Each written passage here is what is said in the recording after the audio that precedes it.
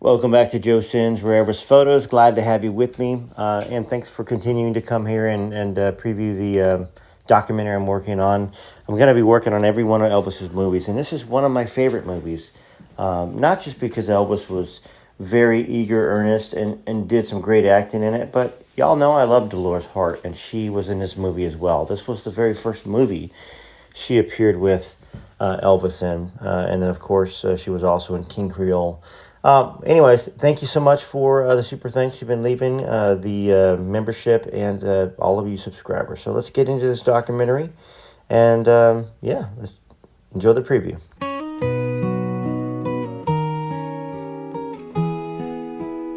After the overwhelming success of Love Me Tender, Elvis Presley returned to Hollywood to film his second movie, Loving You.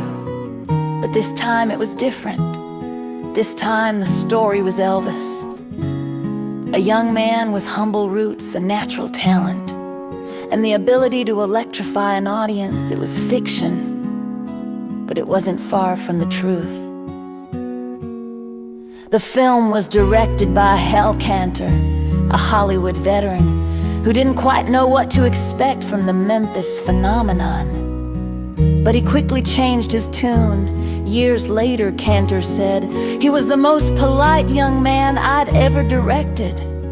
He called everyone sir or ma'am, and he listened, really listened, when you spoke to him.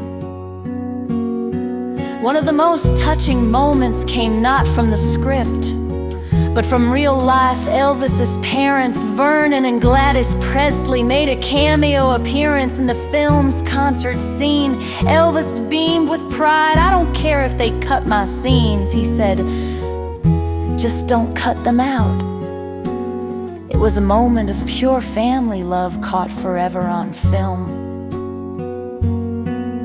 Determined to deliver something real, Elvis chose to perform his songs live on set. A rare move in the 1950s, the crew had to make special arrangements just to capture the sound. But it was worth it. That voice didn't come alive until he was in the moment. Remembered sound man Guy Durham.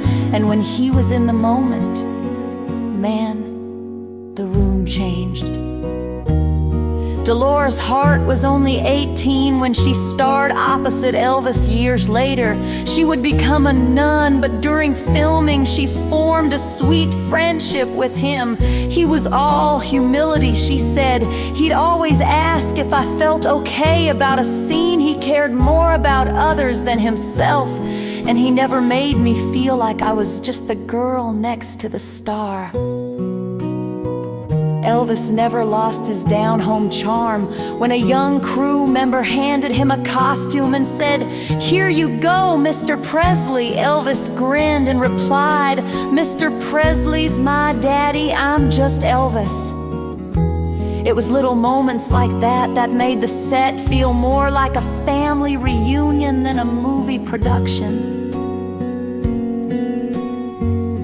One night, while filming the big concert finale, the stage lights blew out mid-performance. But Elvis didn't stop. The extras kept clapping and Elvis kept singing. Bathed in near darkness, director Hal Cantor watched in awe, then said, "Leave it in. That's the real stuff."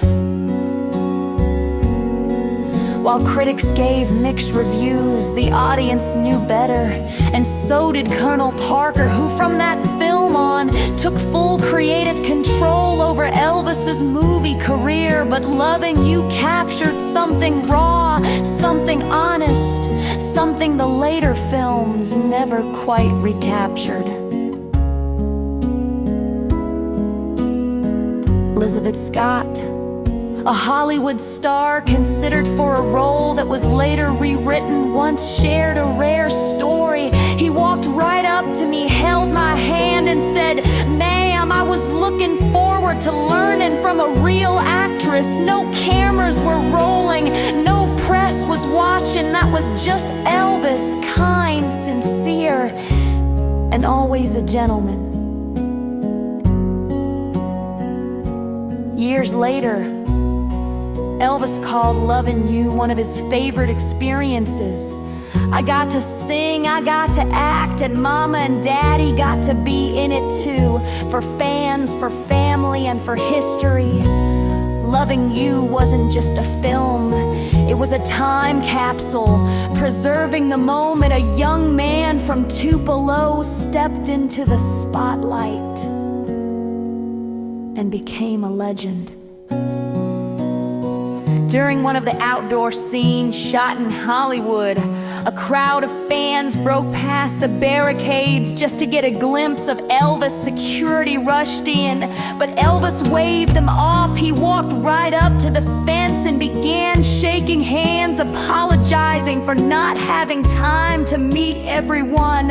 One teenage girl burst into tears, and Elvis leaned in and told her, "Don't cry, honey, you made it all the way here. That means something." Director Hal Cantor let the cameras roll, and some of the footage made its way into the final montage.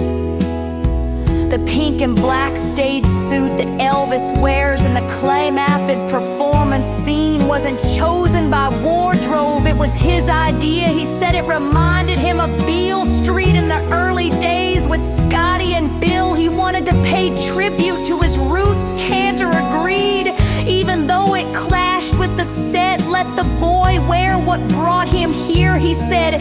That suit would later inspire countless impersonators and even ended up on display at Graceland.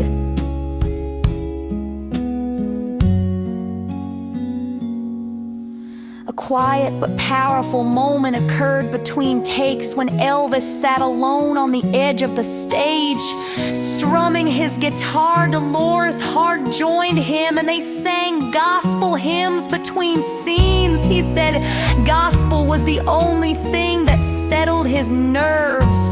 Hart remembered, "I'd never seen anyone go from that kind of fame to such peace just by singing about faith." That scene never made it into the film, but those who witnessed it said it was the most authentic performance of all.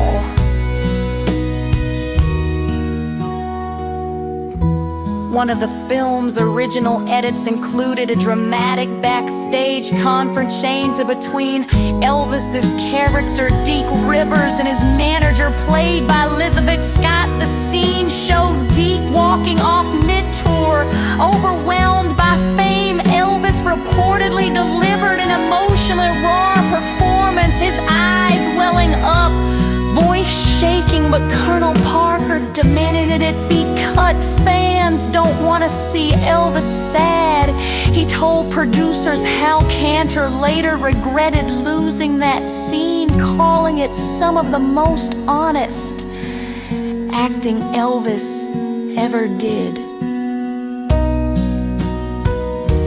Another rare deleted scene involved Elvis singing a slow ballad titled "The Pied Piper of Love," shot in an intimate barroom setting. The song, written specifically for the film, was eventually dropped when RCA executives felt it didn't fit the buckbeat image they wanted. Pettit of the performance was believed lost for decades until a few frames surfaced in a 1980s European TV documentary, but the full recording remains unreleased to this day.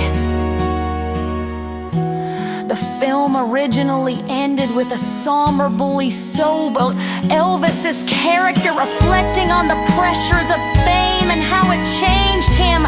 It was meant to add depth and realism to the final shot as Deke Rivers stares out at a cheering crowd, but test audiences found it too introspective, and Colonel Parker insisted on a reshoot with a more triumphant fade out. They wanted cheers, not questions, editor Warren Lowe once said. But that original ending, that's where you saw Elvis, the actor. And isn't it a shame we didn't have more Elvis the active parts. Now, Elvis had fun later on in his older movies in the 60s and stuff, but he really was a great actor. It's not that he could have been a great actor, but Elvis really was a great actor. And at least we have pieces of Elvis like that to remember to defend him by. Anyhow, I hope you have a wonderful day. And yeah, I'm about ready to start a yard sale. So I got my 10-year-old out here with me, and we're going to have a good old day. Okay, you too. TCB TLC.